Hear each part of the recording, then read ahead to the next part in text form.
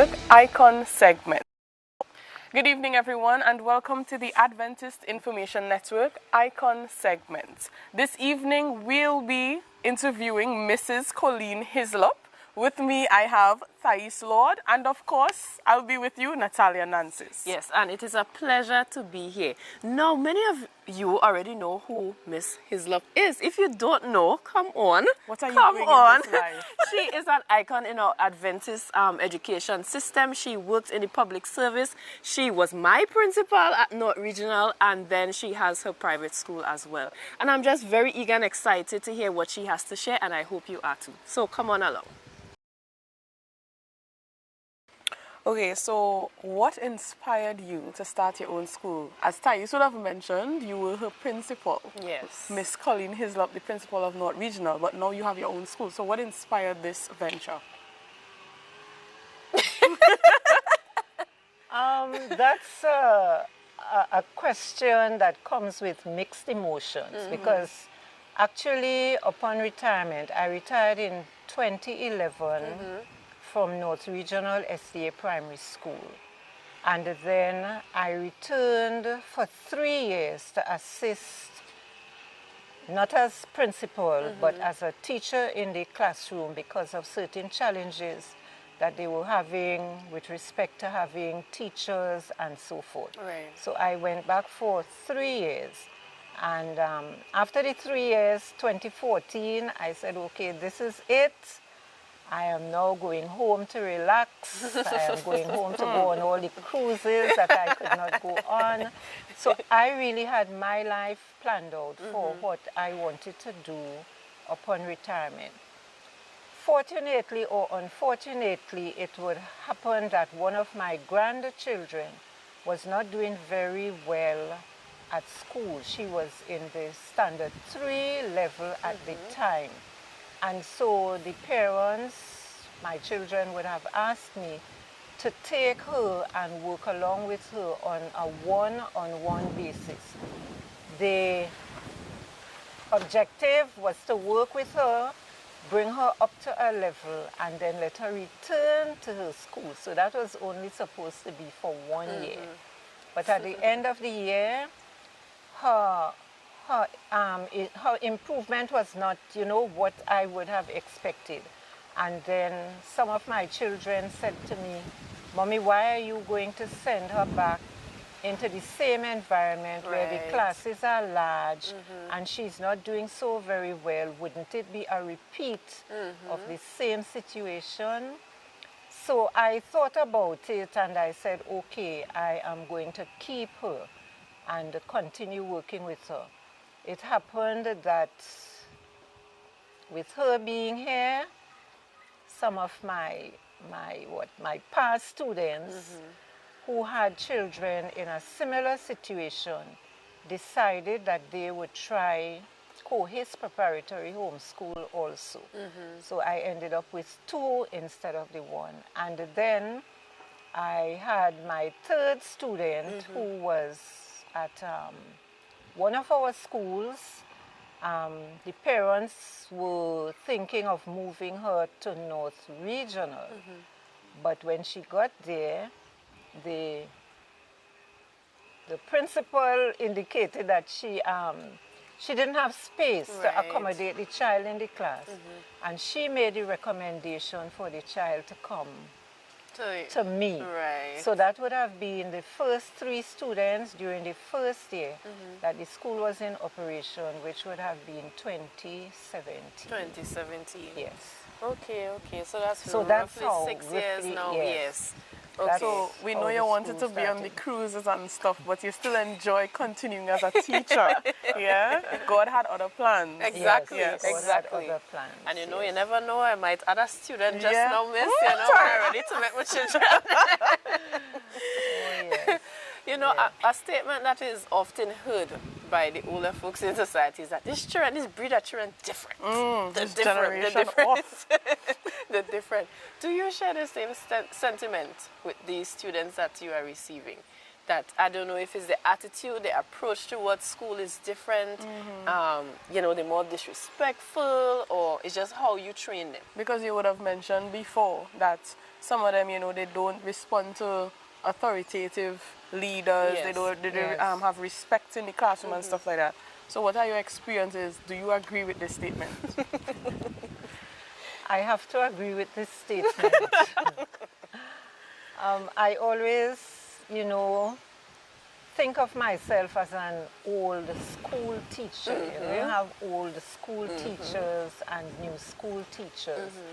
And I believe that teaching is more than just delivering what the curriculum has to offer. Very true. So, and especially with our motive here, where we want to develop a well-rounded child, things like the value system is very high on our agenda.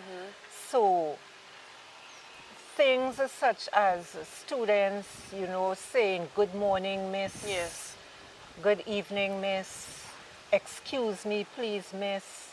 May I have this, please? So things like those are not very much evident among the children of today. And another great challenge I find is if you are speaking to one child in particular, as softly as you may be speaking to that child, every other child in the class turns around Yes. to hear what is taking place. So very consistently you would hear statements like, mind your business. That's coming from me. I am not speaking to you. And I may not be looking at them directly. So when I say something like, I am not speaking to you and I am looking at Mr. Joe Field, Miss Nancy wants to know, how is it, right? Or I'm looking at Miss Joe Field and I may say, Miss Nancy, I'm not speaking to you. She wants to know, you know, how is it, miss? I said, well, we have what is called peripheral vision. So I am looking directly at Jane, but I'm seeing you out of the corner of my eye, right? And, but I think too that many of the distractions that children have today, those are what are partly contributing to their focus on whatever it is they have to do. I know that it's very hard on most parents, but I still encourage parents to take up your role, take up their roles in the home, have a strong value system in your home, pray with your children every day, teach them to use the Bible, because there are some children that are coming who have no idea of what the Bible is, where to find what in the Bible. So things like these, you know, using the Bible as your chief guide to help your children along in this life's journey, because it really is a very, very challenging one. Another challenge that I find, I'm a stickler for very beautiful handwriting. Yes! I'm a stickler for tidy books and things like these.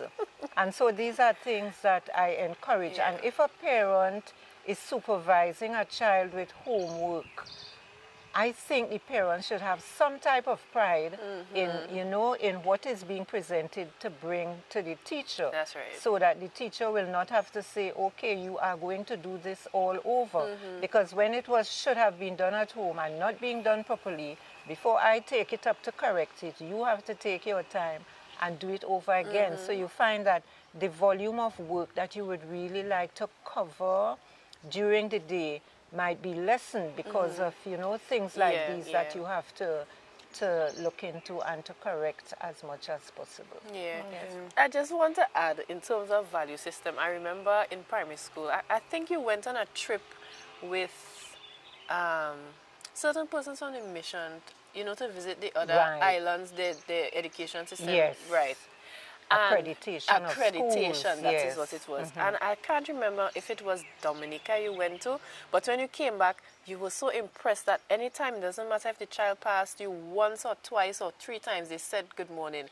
And Miss was like, you all It doesn't matter how many times you pass us, you have to tell us good morning, good day, or good afternoon. And I carried that into my everyday life now. Right, Whenever I yes. enter an institution, a building, I always say good morning. I am witness to this. Yeah, Glory to the Lord.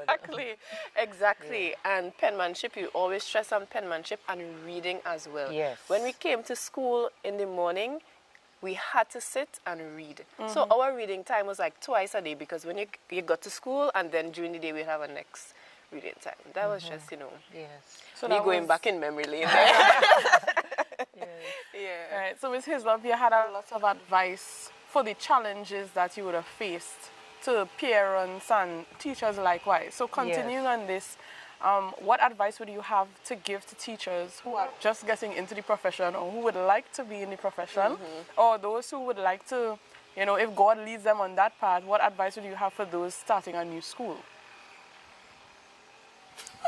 Be sure that Yeah. this is what Very you true. really want to do. I agree. I know that the remuneration package today is really, really very great.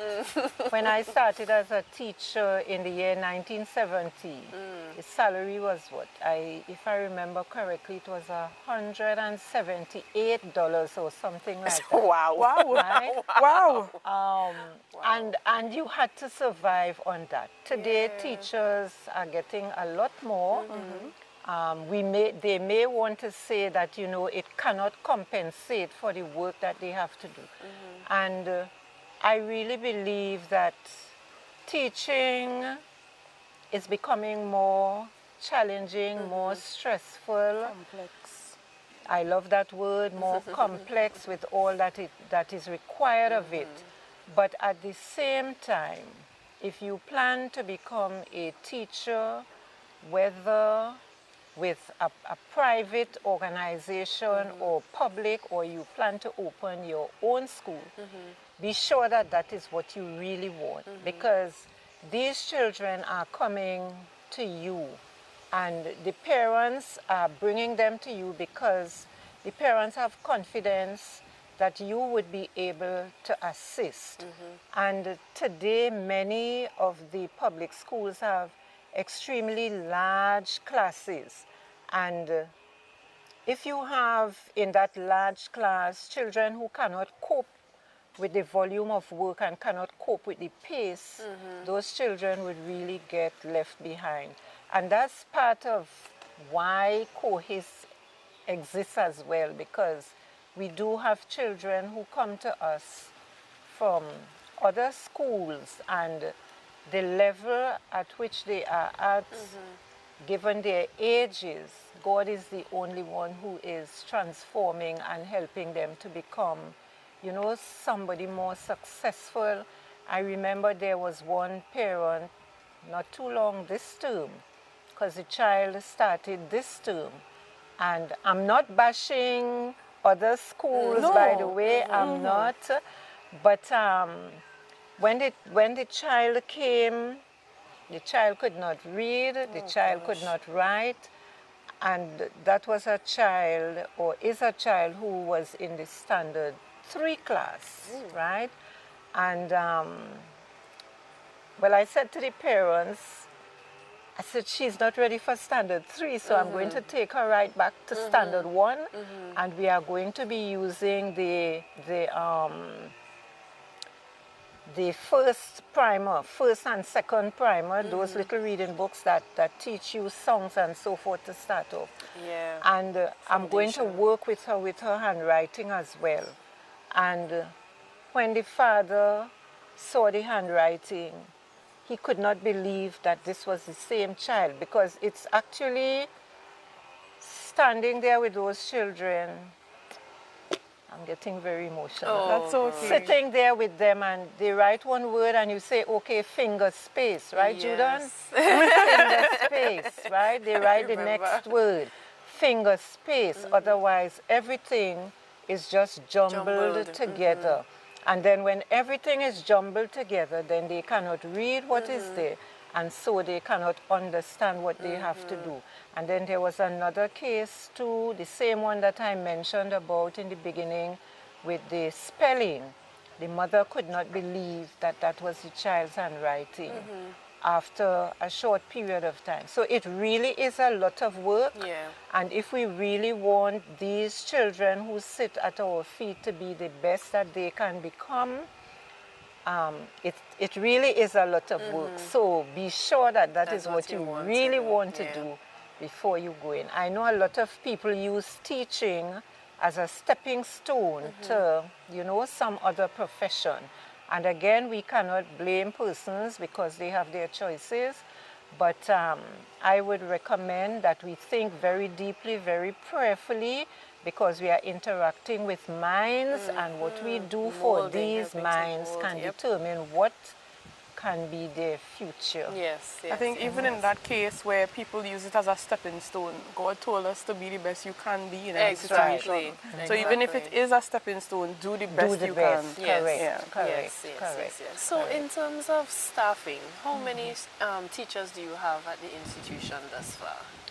Okay, there are 6 of us, inclusive of an administrative assistant. Okay.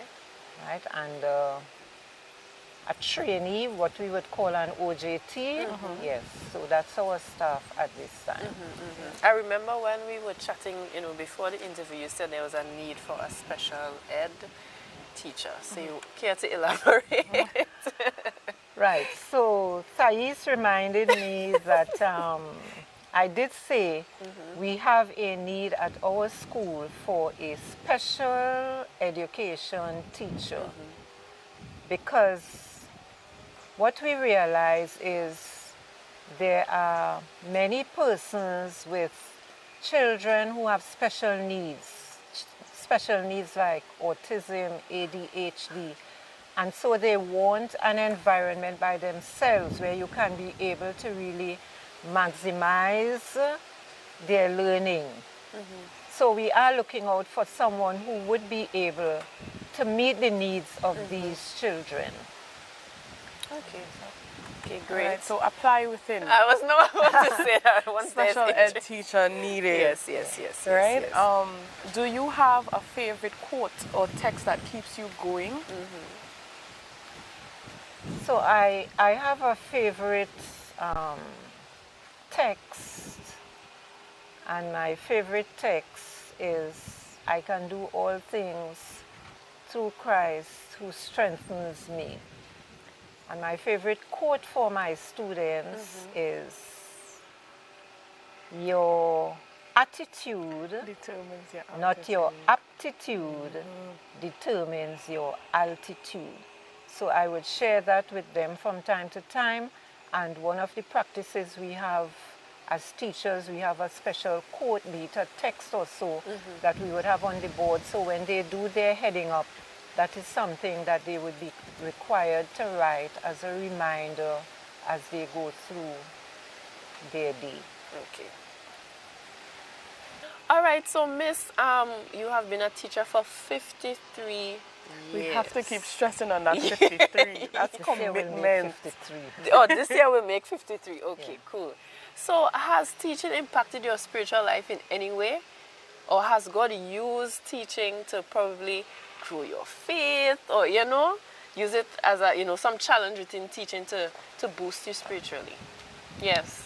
It certainly has, and without my spiritual contact with God, I don't think that I would have been, maybe not still in teaching, because when you really face certain situations, whether it be with the students, whether it be with the teachers, whether it be with your finances for the operation of your school, because I could say here that because we are fully private, we do not have any extra source of income from any entity. So whether it be having to treat with parents, having to treat with students, having to treat with teachers, or the challenges of finances and so forth, anything, your infrastructure, well, your finances would be implicated in that. It's just going to God and Yeah. knowing the promises that God has set out in His Word. No weapon that is formed against thee shall right. Prosper. prosper. Amen. I will never leave you nor forsake you. I will contend with him that contendeth with you, and I will save your children. So it is knowing God, knowing His Word, that has taken me through the many challenges that I face. You know, I had another experience, it was last week again, and I came out of class that morning, and the students were not following the rules that have been set out. You said you all had to be in class on mornings doing something. So when they come, except I say, okay, there's an assignment on the board from yesterday that I would like you to complete. The policy is take out your Bible and Okay. we have a psalm for the month, and you're supposed to be learning the words of the psalm until I come into the class. And you come in and everybody's doing everything else except what you ask them to do. So the hymn that we were learning for this month is Trust and Obey, when you walk with the Lord. So when I sat down that morning, I just could not do Bible because the normal routine is devotion. You would read a bedtime story for them, take up the psalm individually, and then we would go to Bible. Right. So that morning, I don't know, the Spirit just took control and we were just singing, chorus after chorus after chorus after chorus. And the children are there looking at me steadily, and I just broke down. I think a little girl said, "Miss, do you want a hug?" Oh my. And that did It's so different much when for those me. requests come from children, you know. And I just sat there and I just cried. I just cried. I just cried. And in my mind, I am saying, Coleen, you cannot stop this. You have to continue Yes. what God has called you to do. And then another child came and he said, Miss, you will be okay. And you know, those types of encouragements, it just takes me back to my relationship with God and know that it is God who is taking me through. Yeah. Even this little structure that we are working on here to create some more space for them, I have seen the hand of God working tremendously in providing finances to help to carry this project forward. So when you are confronted with situations like these, you know that it is the God whom you serve, the faithful God who is there, you know, taking you through. Amen. I am very encouraged by that. Oh, goodness. God is good. You spoke about challenges that you had with this school, right? So we know that life in itself, your personal life, wouldn't be a bed of roses. Life can be very hard, So hard, Vision. right? So what are some of the challenges that you experienced personally? How did you overcome them? How did God see you through? We understand. So I started this school after losing my husband, right? And we were really a team. And you know, sometimes when you have certain things to do, you just reflect on if he were here, what would take place, how this would be done, and so forth. And there was one day I sat and I just said, this might sound off. I said, God took my husband to save me. What do I mean by that? Both of us, yes, we were spiritual. Well, I'm alone here now, so I'm spiritual. But I think to a great degree, I depended on him for a lot of things, right? A lot of things that needed to be done and so forth. Things that if I were a little bit more independent, I could do them for myself. So with him not being here, I know that it is God and I. So my independence has strengthened, right? I do have my children, my 4 sons. 2 of them are not here, 2 are here. So they also give me a lot of moral and spiritual support. But some of the greatest challenges come when you come to the end of the day and you are alone in the house. And you wish that, you know, he was there, that you can discuss certain things and so forth. Relate the day. Yes. Yeah. But I must say that I do have a very supportive staff, and there's one here who is like a daughter to me. She would, me say, eat, me say, I'm cooking for you today. So, you know, you have those types of encouragements that, you know, would just take you through, all based on your knowledge and your dependence on God and His faithfulness. Okay. So outside of school, what do you like to do in your downtime? I know you love gardening. I remember that. So what else do you do to occupy your time? Yes, I love gardening. I love walking, although I don't do very much of it sometimes. In these days, I would go out with my sister. I have a sister who lives here. She's not a Seventh-day Adventist, but we would go out sometimes from time to time. I like to visit with seniors and so forth. So those are some of the things that keep me very much occupied. I used to like knitting, making cushions and things like those, but I don't have much time to do it right now. Yes. Okay. All right. So this has brought us to the end of the video. I'd like to thank you so much for taking the time and chatting with us. And we do hope that you all were blessed by this interview. And I was very much blessed. Yes, and encouraged by the words of wisdom that were shared. Thank you for listening.